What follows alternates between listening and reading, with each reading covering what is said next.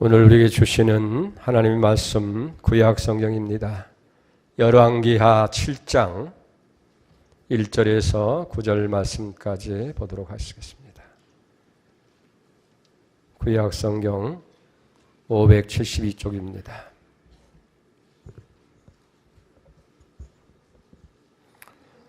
열왕기하 7장 1절 엘리사가 이르되 여호와의 말씀을 들을지어다. 여호와께서 이르시되 내일 이맘때에 사마리아 성에서 고운 밀가루 한 스와에 한 세겔로 매매하고 보리 두 스와를 한 세겔로 매매하리라 하셨느니라. 그때 왕이 그 손에 의지하는 자 곧 한 장관이 하나님의 사람에게 대답하이르되 여호와께서 하늘에 창을 내신들 어찌 이런 일이 있으리요 하더라. 엘리사가 이르되 네가 내 눈으로 보리라. 그러나 그것을 먹지는 못하리라 하니라. 성문 어귀에 나병 환자 네 사람이 있더니 그 친구에게 서로 말하되 우리가 어찌하여 여기 앉아서 죽기를 기다리랴. 만일 우리가 성으로 가고자 한다면 성읍에는 굶주림이 있으니 우리가 거기서 죽을 것이요 만일 우리가 여기서 머무르면 역시 우리가 죽을 것이라. 그런즉 우리가 가서 아람 군대에게 항복하자. 그들이 우리를 살려두면 살 것이요 우리를 죽이면 죽을 것이라 하고 아랍진으로 가려 하려 해질 무렵에 일어나 아랍진역 끝에 이르러서 본즉 그곳에 한 사람도 없으니 이는 주께서 아람 군대로 병거 소리와 말소리와 큰 군대의 소리를 듣게 하셨으므로 아람 사람이 서로 말하기를 이스라엘 왕이 우리를 치리하여 햇사람의 왕들과 애굽 왕들에게 합을 주고 그들을 우리에게 오게 하였다 하고 해질 무렵에 일어나서 도망하되 그 장막의 말과 나귀를 버리고 진영을 그대로 두고 목숨을 위하여 도망하였습니다. 그 나병 환자들이 진영 끝에 이르자 한 장막에 들어가서 먹고 마시고 거기서 은과 금과 의복을 가지고 가서 감추고 다시 와서 다른 장막에 들어가 거기서도 가지고 가서 감추니라. 나병 환자들이 그 친구에게 서로 말하되 우리가 이렇게 해서는 아니 되겠도다. 오늘은 아름다운 소식이 있는 날이 오늘 우리가 침묵하고 있도다. 만일 밝은 아침까지 기다리면 벌이 우리에게 미칠지니 이제 떠나 왕궁에 와서 알리자 하고. 아멘.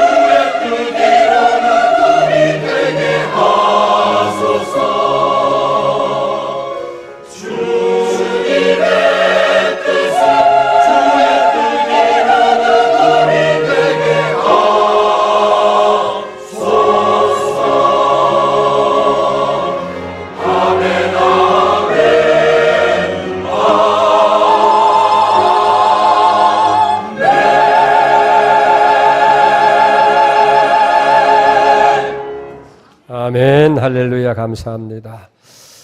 인류의 역사는 전쟁의 역사라고 해도 과언이 아닐 것 같습니다. 강한 자가 약한 자를 침략하고 약탈하고 또 지배하는 것, 그런 반복이 계속된 것을 보게 됩니다. 성경에도 이런 전쟁의 역사가 많이 기록되어 있습니다. 선지자 엘리사가 활동하신 시대에 아람이라는 나라가 대군을 이끌고 북왕국 이스라엘을 침략하게 되어지고 수도 사마리아 성을 겹겹이 에워싸고 전쟁하지 아니하고 승리하기 위해서 장기전을 펼치게 됩니다. 처음에는 잘 버텨낸겠지만은 시일이 지나면서 점점 성 안에 양식이 떨어지게 되고 굶주림과 기근이 심하게 되어졌어요. 그 오늘 본문의 말씀의 배경을 보게 되면 6장 25절 이하에 보면 당시 형편을 우리가 알 수 있게 됩니다. 얼마나 양식이 귀한지 이스라엘 사람들이 불결하게 여기던 당나귀 머리 하나가 은 80세겔을 줘야 살 수 있고 또 비둘기똥 4분의 1사가 은 5세겔을 줘야 그것도 찾을 수가 없는 거예요. 여기 세겔이라고 하는 것은 노동자 나흘의 품삯을 의미합니다. 그러니까 5만 원만 친다고 하더라도 은 80세겔이면 당나귀 머리 하나가 1600만 원이에요. 얼마나 기근이 심했더냐 하는 것을 우리가 알 수 있게 됩니다. 더구나 28절 이하에 보면 기막힌 장면이 나옵니다. 오늘은 내 아이를 삶아 먹고 내일은 내 자식을 삶아 먹자. 정말 극한 상황에 이르게 됩니다. 이제는 굶어 죽든지 아니면 성문을 열고 나가서 항복할 수밖에 없는 그런 상황이 되어졌을 때에 하나님께서 종 엘리사에게 말씀을 보내깁니다. 24시간 내에 이런 모든 기근과 위기가 사라지게 될 것이라고 하는 그런 놀라운 축복의 말씀을 보냅니다. 그것이 오늘 7장 1절 말씀이에요. 엘리사가 이르되 여호와의 말씀을 들을지어다. 여호와께서 이르시되 내일 이맘때에 사마리아 성문에서 고운 밀가루 한 스와에 한 세겔로 매매하고 보리 두 스와를 한 세겔로 매매하리니. 얼마나 허황된 이야기인지 왕의 신임을 받던 한 장관이 그런 얘기를 합니다. 여호와께서 하늘에서 창을 낸들 어떻게 그런 일이 가능할 수 있겠느냐. 불가능하다는 얘기예요. 그런데 보세요. 하나님이 말씀하신 대로 그 다음 날 정오 때에 아람 진영의 군대는 다 물러가게 되어지고 성 밖에 거주하던 수용에 살던 나병 환자 4사람이 아람 진영에 가서 거기에 많은 양식이 쌓여있는 것을 보고 성 안에 있는 사람들에게 그 사실을 알려주어서 한순간에 모든 기근이 해결되어졌다는 내용이 오늘 본문의 내용인 것을 보게 되어집니다. 사실 오늘 우리가 살아가는 이 시대에도 전쟁은 없지만은 여러 가지 삶의 위협으로 우리가 매 순간마다 위기 속에 살아가고 있는 거예요. 하나님께서 이스라엘을 어떻게 이런 절대절명의 위기 가운데서 저들을 구원하셨는지를 우리가 살펴보면서 이 어려운 시대를 우리도 하나님의 능력으로 극복하고 여러분들이 참으로 주의 은혜 안에 살아갈 수 있는 그런 축복이 여러분들 임하기를 주의 이름으로 축복을 합니다. 하나님께 어떻게 위기를 해결했느냐? 여러분 첫 번째 하나님의 말씀을 여기 보내주셨어요. 7장 1절을 한번 다시 보세요. 엘리사가 이르되 여호와의 말씀을 들을지어다. 여호와께서 이르시되 내일 이맘때에 사마리아 성문에서 고운 밀가루 한 스와에 한 세겔하고 보리 두 스와에 한 세겔이라 하셨느니라. 먼저 여호와의 말씀을 들을지어다. 들으라는 거예요. 이 긴박하고 절대 위기 가운데서 이런 노력 저런 노력 다 접어두고 하나님의 말씀, 이 예언의 말씀 소망의 말씀, 살리는 말씀을 들으라는 거예요. 내일 정오 때쯤 해서 이 성 안에서 고운 밀가루 한 서아에 한 세겔 하고 보리 두 서아가 한 세겔로 매매할 수 있게 될 것이다. 여러분, 여기 서아라고 하는 것은 우리 양으로 하면 대두 한 마리예요. 대두 한 마리를 한 세겔에 팔게 되겠다 하는 거예요. 오늘은 내 자식을, 내일은 내 자식을 잡아먹자고 하는 이 기근에서 어떻게 이 모든 위기가 물러가게 되어지고 정말 하늘에서 밀가루와 양식이 쏟아지는 것처럼 그렇게 될 수 있겠느냐 하는 얘기예요. 여기 우리가 사겨드려야 할 하나의 사실이 있습니다. 하나님은 언제나 우리를 위기에서 건지시고 우리의 문제를 해결해 주시고 우리에게 큰 능력을 베푸실 때 먼저 말씀을 우리에게 보내신다 하는 거예요. 창세기 12장에 보면 하나님이 아브라함을 믿음의 조상으로 세우실 때에 먼저 말씀을 보내셔요.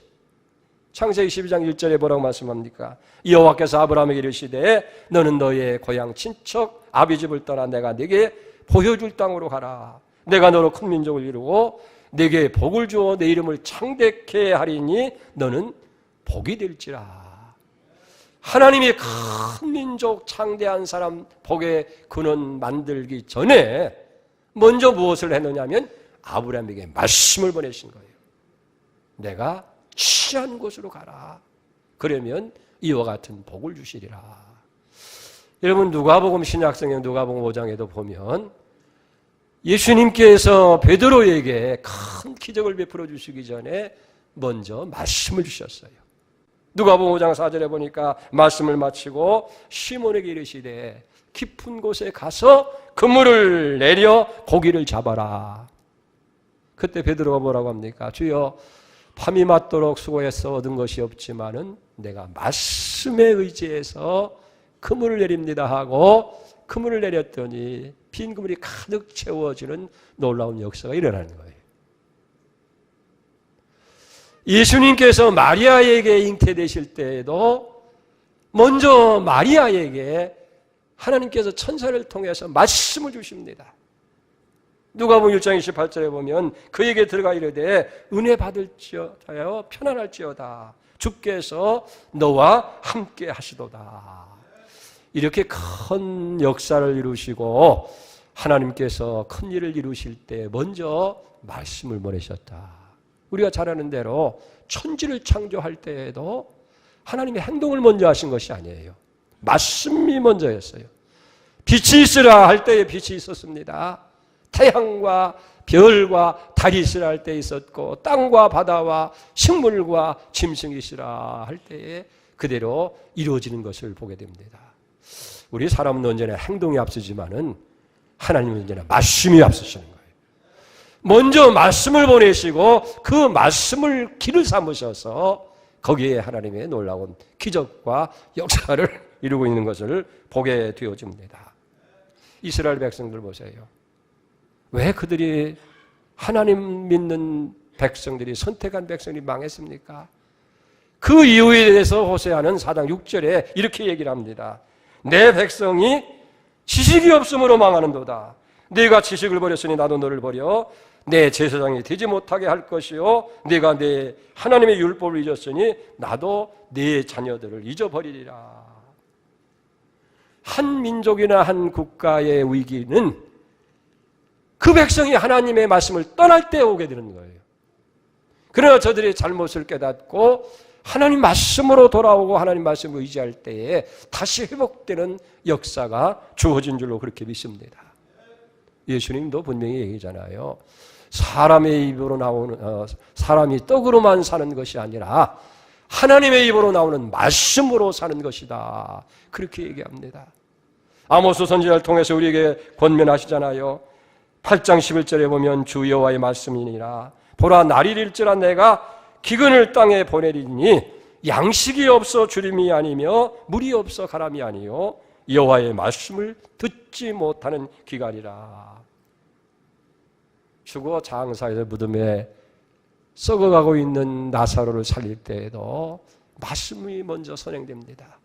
나사로야 나오라고 주님 말씀하실 때 그 말씀이 무덤 속에 들어가게 되고 죽어 썩어가고 있는 나사로가 살아서 걸어 나오는 역사가 일어나게 되어진 줄로 믿습니다. 이사야 55장 10절에 보면 주님이 분명히 그렇게 말씀합니다.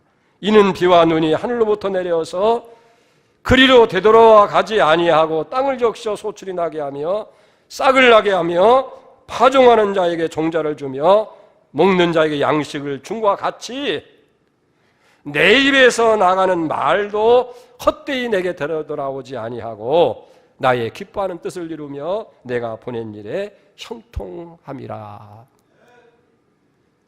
비가 내려가지고 그대로 흘러가고 끝나는 것이 아니라 마른 땅을 적시고 생물에게 살아온 생기를 주어서 싹이 나게 하고 열매를 거두게 해서 파종하는 자에게 이제 종자를 주고 먹는 자에게 양식을 주는 것처럼 하나님 말씀도 그냥 선포되고 끝나고 하는 것이 아니라는 거예요.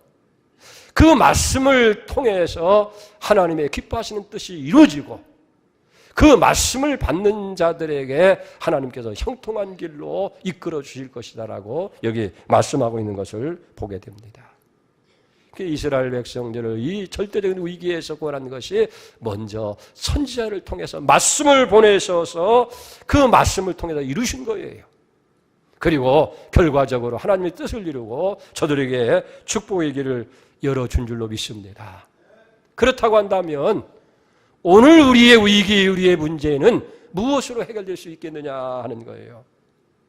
오늘 또 우리를 이 위기에서, 이 문제 속에서 해결해 줄 수 있는 것은 어떤 정책이라든지 어떤 경제적인 문제에서 이루어지는 것이 아니라 하나님의 말씀을 통해서 기적을 이루고 문제를 해결해 주신다는 얘기예요. 그래서 말씀을 들으라는 거예요.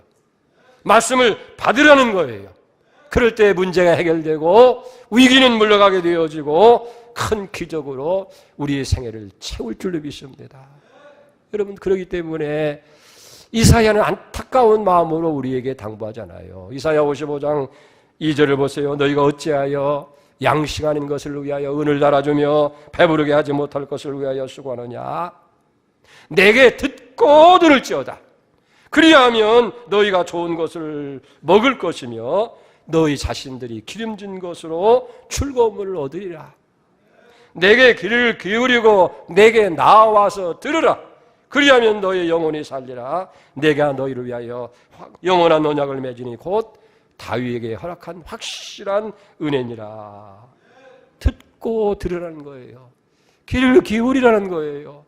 하나님의 말씀이 우리를 살리고 하나님의 말씀이 우리의 모든 문제를 해결해 준다. 할렐루야. 오늘 여러분도 하나님의 말씀을 듣고 붙드는 역사가 있기를 축복합니다. 두 번째로 어떻게 이 위기를 해결했느냐고 하면 소리를 보내서 구원하신 거예요. 자, 오늘 6절 7절을 보세요.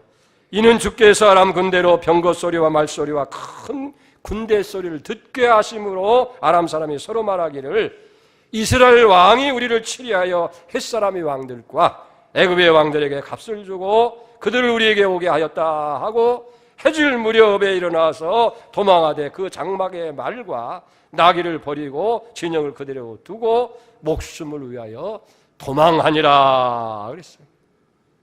하나님께서 아랍의 진영에 큰 함성과 말발굽 소리와 병거 소리가 크게 저들에게 임하니까 저들이 그만 정신이 혼미백산한 거예요. 그래서 우리는 다 죽었구나.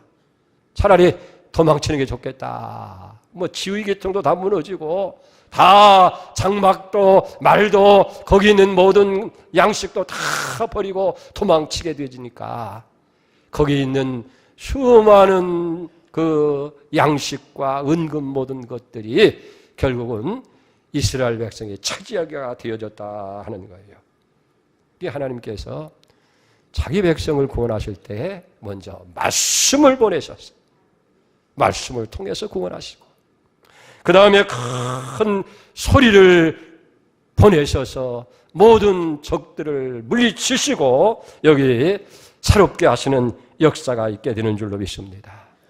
하나님께서 한번 소리를 발하게 되면 장벽이 무너지고, 하나님께서 소리를 보내게 되면 모든 원수와 적들이 혼비백산 도망치게 될 줄 믿습니다. 자, 3절 4절을 보세요. 성문역 위에 나병 환자 4사람이 있더니 그 친구에게 서로 말하되 우리가 어찌하여 여기 앉아서 죽기를 기다리랴. 만일 우리가 성읍으로 가고자 말한다면 성읍에는 굶주림이 있으니 우리가 거기서도 죽을 것이요, 만일 우리가 여기서 머물면 역시 죽을 것이라. 그런즉 우리가 가서 아람 군대에 항복하자. 그들이 우리를 살려두면 살 것이요 우리를 죽이면 죽을 것이라 하고. 이 문둥병자들은 참 안타까운 사람들입니다. 성 안에서 함께 공동 생활을 할 수가 없어요. 문둥병에 걸리게 되면 전부 다 밖에 성 밖으로 격리합니다. 그래서 성 안에서 주는 그런 식량으로 살아가는데, 성 안에 있는 사람들이 다 굶어 죽게 생겼는데 성 밖에 있는 이 나병 환자들에게 있어서는 더 기근이 말로 표현할 수 없지 않습니까? 자, 성 안으로 들어가자니 성 안에도 굶주림이 있고 거기도 죽을 것이고, 그대로 있자니 굶어 죽게 생겼고, 그저 마지막으로 한 가지 길이 있다고 한다면 저 아람 진영에 가서 항복하자. 만약 살려주면 살거니와 아니면 죽을 것이다. 이판사판이다. 한번 해보자. 그러면서 저들이 서로 의논하고, 그리고 그를 향해서 뚜벅뚜벅 걸어가는데 저들이 서로 의논하고 말하는 소리를 하나님께서 큰 함성으로 바꾼 거예요. 큰 군대 소리로. 그리고 저들의 발자국 소리를 말발굽 소리로, 병고 소리로 바꾸게 되어지니까 아람 진영에서는 그게 큰 군대가 자기를 치러 오는 줄 알고 그만 겁이 나서 해가 지기 전에 다 모든 걸 버려두고 여기 도망을 치게 됐다 하는 거예요. 할렐루야. 하나님께서 큰 소리를 보내셔서 문제를 해결하는 거예요. 우리가 이런 사건이 사무엘상 7장에도 기록된 것을 우리가 봅니다. 이스라엘 백성이 늘 블레셋이라는 나라 때문에 고통을 당해요. 이 블레셋이 대군을 거느리고 이스라엘을 침략했을 때에 선지자 사무엘이 모든 백성들을 불러 모았어요. 미스바 광장에 불러 모아가지고 거기서 하나님 앞에 통회하고 하나님의 도움을 구하는 간절한 기도를 드리게 될 때에 하나님께서 그 기도 소리를 큰 우레소리로 바꾸신 거예요. 그래서 블레셋 진영에 그 소리가 임하게 되니까 블레셋 사람들에게 그냥 고막이 터지고 혼비백산해가지고 도망을 칠 때에 이스라엘 백성이 추적해서 미스바와 센까지 다 전쟁하고 거기에 미스바의 기념비로 세우잖아요. 하나님이 여기까지 우리를 도우셨다. 에벤에셀이라고 하는 기념비로 세우는 역사가 일어난 것을 보게 되어집니다. 사랑하는 여러분, 오늘 우리 주변에도 수많은 위기와 역경들이 우리 주변에 있지 않습니까? 경제적으로 어렵습니다. 정치적으로 혼란이 오고 안보적인 문제도 심각하잖아요. 언제 전쟁이 일어날지도 알지 못하는 우리는 왜 그렇게 편안하느냐는 얘기입니다. 밖에 가면 기가 막힌 거예요. 우리 한반도는 그래도 안전한 줄 알았는데 지난번에 경주 지진으로 인해서 어제 신문에 보니까 이 경주 있는 사람들은 제대로 집 안에 못 들어가고요. 신발을 신고 들어간다는 거예요. 언제 무슨 일이 터질지 모르니까. 이런 위기, 이런 불안을 어떻게 여기 해결할 수 있겠느냐는 얘기예요. 하나님께서 이런 위기도 한 번 소리를 발하게 되면 모든 것이 해결되어 줄 줄로 믿습니다. 자, 그런데 중요한 것은 언제 하나님이 큰 소리를 발하시느냐 하는 거예요. 우리 성도들이 찬양할 때 그 찬양을 큰 우레소리로 바꾸시고 성도들이 위기를 앞에 놓고 부르짖어 기도할 때에 그 기도 소리를 큰 소리로 바꾸셔서 위기를 해결해 주신다는 얘기예요. 사도행전 16장 25절 이하에 보세요. 바울과 실라가 빌립보 지방에서 복음을 전하다가 체포돼 가지고 시컨매를 맞고 오게 갇혔을 때에 한밤중쯤에 찬양을 드리잖아요. 하나님 앞에 소리 높여 기도하잖아요. 그랬더니 갑자기 거기에 지진이 일어나고 옥토가 움직이게 되고 온문이 열리게 되고 착오가 풀려지게 되고 죄수가 회개를 하게 되어지고 하나님의 구원의 역사가 일어나는 놀라운 일이 일어나게 된 줄 믿습니다. 그래서 우리 유명한 복음 찬송이 있지 않습니까? 찬송을 부르세요. 찬송을 부르세요. 놀라운 일이 일어납니다. 찬송을 부르세요. 기도를 드리세요. 기도를 드리세요. 놀라운 일이 생깁니다. 기도를 드리세요. 말씀을 들으세요. 말씀을 들으세요. 놀라운 일이 일어납니다. 말씀을 들으세요.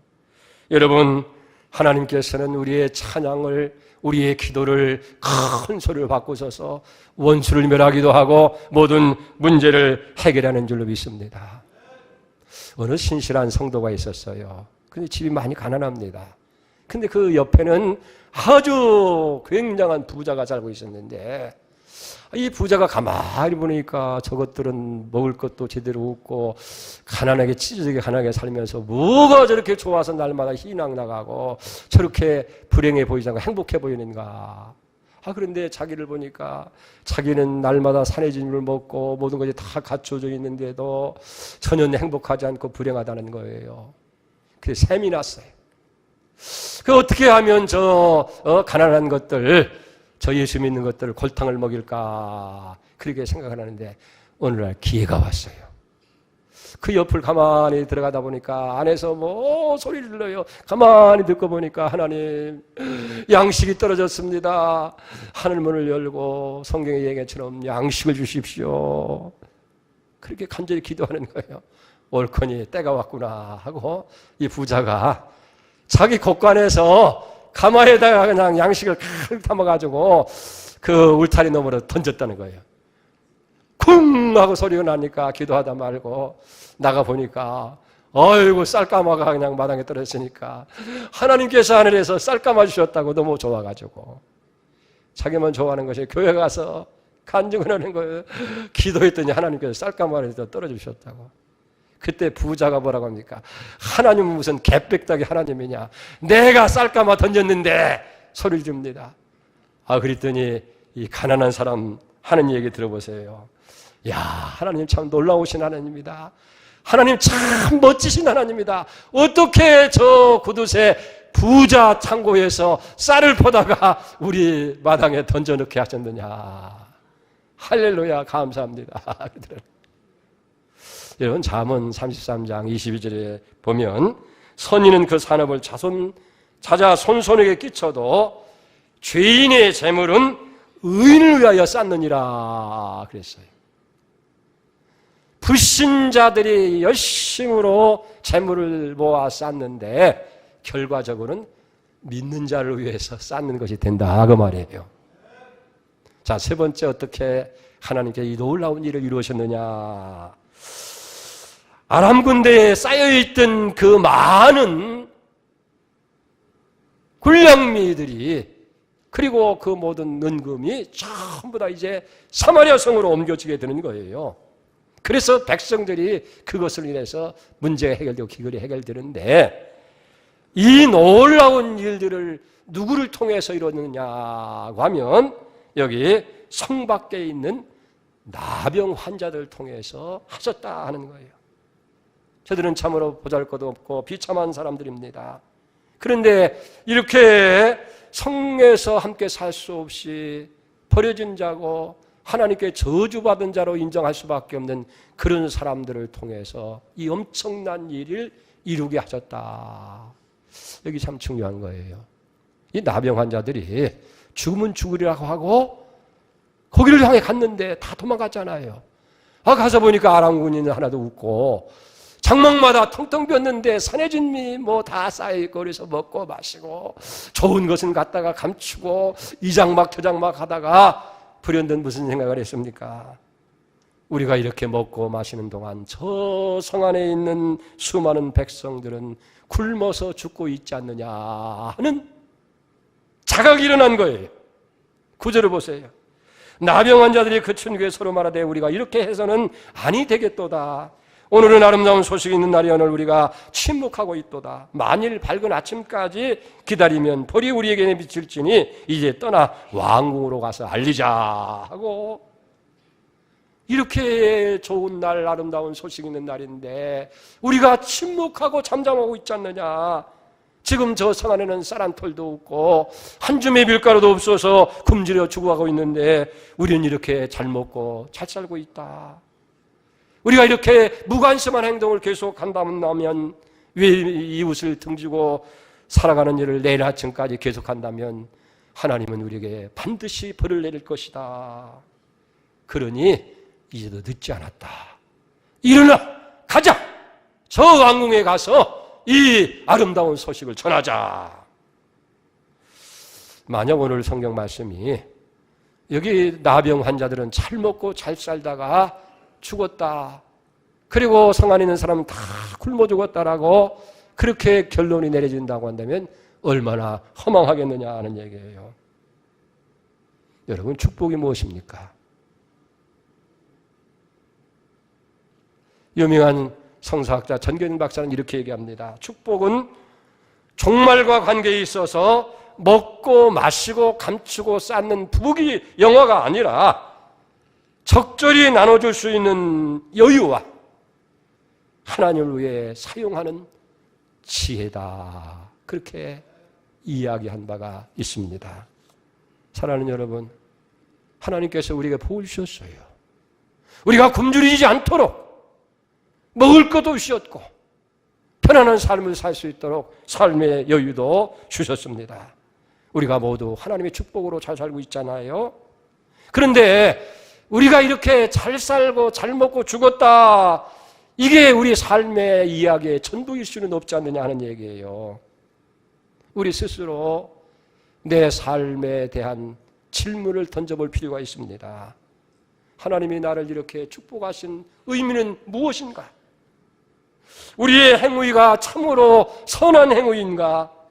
이렇게 침묵하고 있어도 좋은 시대인가? 내가 정말 하나님께 구원받고 자녀가 됐다는 진정한 의미는 무엇이냐? 여러분, 하나님이 우리를 선택해서 구원해서 자녀 삼으시고 우리를 은혜 가운데 인도하셔서 우리가 잘 살고 잘 먹다가 죽어서 천국 가는 것이 전부라고 한다면 그것이 하나님이 부르신 목적이고 선택한 목적이겠느냐는 얘기예요. 예수는 분명히 요한복음 15장 16절에 말씀했습니다. 너희가 나를 택한 것이 아니라 내가 너희를 택하여 세웠나니 이는 너희로 가서 과실을 많이 맺게 하고 과실이 항상 있게 해서 너희가 무엇이든지 내 이름으로 구하면 다 시행하게 하려 함이라. 어르신을 부르시고 축복하신 목적이 가서 과실을 많이 맺게 하고 구원의 열매, 복음의 열매를, 전도의 열매를 많이 맺게 하는 데 있다 하는 거예요. 여러분, 우리는 이제 침묵의 죄에서 벗어나야 될 줄 믿습니다.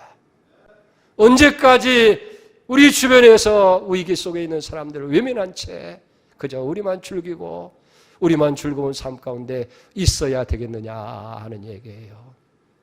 하나님께서 말씀을 보내시고 하나님께서 소리를 통해서 이미 모든 위기는 다 해결해 놓으신